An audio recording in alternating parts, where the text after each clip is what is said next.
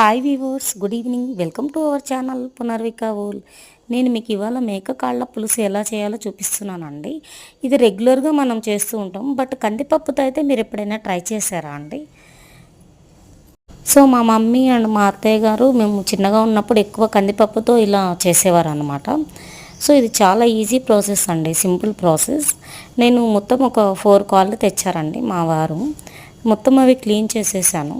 చేశాక మనకు లైక్ ఉల్లిపాయ, టమాటా అండ్ అల్లం పేస్ట్, గరం మసాలా, ధనియాల పౌడర్ అన్నీ కూడా వేసేసానండి కుక్కర్లో. అండ్ మనకి ఏంటంటే కందిపప్పు కొంచెం తీసుకోవాలండి, మరీ ఎక్కువైతే అవసరం లేదు. నేనైతే ఒక 100 గ్రామ్స్ తీసుకున్నాను కందిపప్పు. బాగా క్లీన్ చేసి దీంట్లో వేసేసేయాలన్నమాట కుక్కర్లో.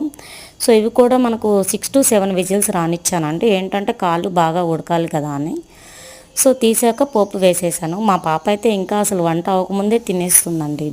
అండ్ ఫస్ట్ టైం కనుక మనం